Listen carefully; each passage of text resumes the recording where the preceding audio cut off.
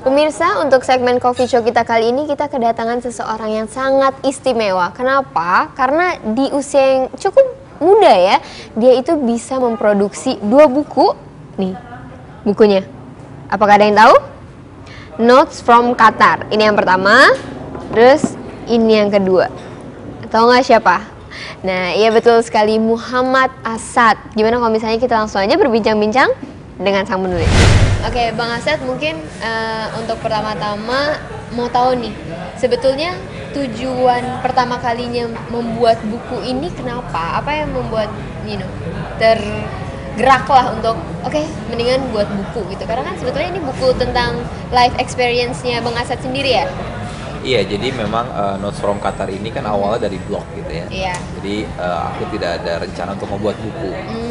Jadi tujuan utama dari Notes from Qatar ini sebenarnya aku ngeblogging untuk apa? Untuk sharing cerita hidupku yang aku rasa banyak memberikan manfaat bagi orang lain. Jadi banyak manfaatnya. Kemudian aku nulis aja di blog. Aku mulai nulis tahun 2009. Setelah setahun nulis gitu, ternyata banyak yang suka dengan isi blogku aku itu gitu. Dan banyak yang menyarankan, "Sat, ini jadi buku aja." Kenapa? Karena banyak orang yang kelewat. Jadi dulu aku tuh sistemnya aku nulis di blog, aku posting kan di Twitter atau Facebook dan berbagai media sosial lainnya. Setiap minggu tuh. Tapi ternyata banyak orang yang kelewatan gitu. Jadi ada yang bilang, "Sat, gue minggu ini baca, minggu depan nggak baca, minggu depan lagi nggak baca lagi" gitu. Jadi kayak daripada ribet nih, coba lo jadiin buku aja deh gitu. Nah ya udah. Kemudian aku coba, setelah setahun itu aku kumpulin, aku buat draft book, aku coba tawarkan ke beberapa penerbit dan alhamdulillah penerbit yang terbesar di Indonesia, Gramedia, dia tertarik untuk membuka buku ini dan jadilah Notes from Qatar ini. Nah, ini buku yang pertama, ini yang kedua. Jadi bedanya, simpelnya adalah NFQ 1 ini adalah pengalaman tahun pertama aku di Qatar, NFQ 2 pengalaman tahun kedua di Qatar, itu aja. Simpelnya Gitu. seperti itu. Seperti apa tuh? Kejadian apa misalnya? Yang paling menonjol gitu ketika di Qatar. Yang paling menonjol itu yang pertama itu ada tentang kejadian tentang sedekah. Jadi aku banyak mengalami hal-hal yang miracle, yang amazing, dan itu semua karena sedekah. Ada kejadian waktu aku dapat tiket gratis ya, nonton bola Inggris lawan Brazil, aku duduk di kursi VVIP, dan itu gratis. Kemudian aku pernah, lengkapnya mungkin bisa dibaca di buku ini karena kepanjangan gitu ya.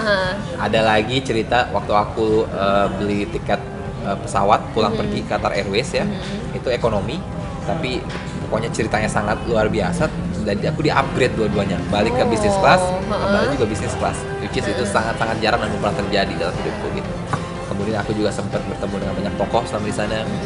Ada Syekh Yusuf Qaradawi, kemudian waktu pas kunjungan Pak JK, kemudian Pak Ahmad Gobel, aku ikut menemani Pak Alwi Shihab dan lain-lain. Begitu banyak pengalaman, dan yang paling mengesankan adalah aku bisa bertemu langsung dan ngobrol langsung seperti ini dengan Sheikh Hamoza.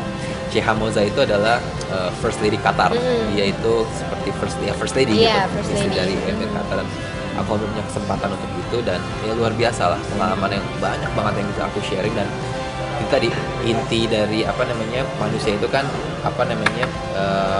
sebenarnya untuk berbagi gitu kan. Jadi kehidupan kita itu pada sejatinya kan untuk berbagi ya. Berbagi apa aja? Berbagi ilmu, manfaat, berbagi rezeki dan lain-lain. Ini mungkin salah satu bentuk kontribusi kecilku dalam hal membagikan sedikit ya inspirasi kepada para pembaca. Apa yang ingin dicapai dengan adanya buku ini? Next levelnya mau apa? Ya, my expectation, harapanku yang pasti semoga banyak orang terinspirasi. Memang buku ini tidak sempurna, pasti ada pro kontra, ada kekurangan. Tapi paling tidak kalau buku ini bisa menginspirasi terutama anak muda ya. Generasi muda adalah generasi yang sangat penting lah untuk pembangunan bangsa kan maksudnya. Dan aku berharap ya buku ini bisa menginspirasi. Kemudian mungkin nanti tahun depan akan ada buku NFQ 3, itu buku terakhir. Oh gitu. Trilogi terakhir. Kenapa nggak sampai ke-4, ke-5 atau gimana? Nanti orang bosan lah ya. Atau mungkin judul lain gitu. Iya, kalau judul lain mungkin ya. Tapi untuk Notes from Qatar terakhir sampai ketiga. Sampai ketiga, terus tujuan utama yaitu semoga makin bisa menginspirasi, makin banyak orang yang bisa berbuat kebaikan. Kan Rasulullah bilang, sampaikanlah walau hanya satu ayat gitu kan. Terus semoga ya saling mengingatkan lah gitu, saling mengingatkan, kita bisa menjadi pribadi yang lebih baik. Aku sendiri juga masih belajar banyak gitu ya, bukan berarti udah sangat hebat, enggak sama sekali seperti itu.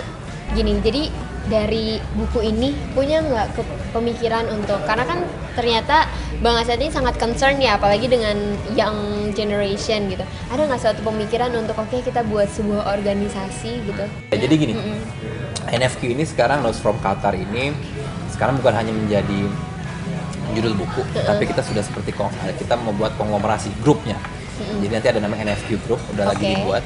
Nah, NFQ Group ini kita akan membuat program-program yang bermanfaat gitu ya, mostly untuk anak-anak muda. Iya. Dapat kontaknya bisa email ke email aku, personal email muh_asad@yahoo.com, atau bisa tweet ke aku juga Muhammad Asad. Itunya MUHAMMADASSAD. Terima kasih banyak buat waktunya loh Bang Asad. Terima kasih. Iya, siapa tahu kita ketemu lagi ya.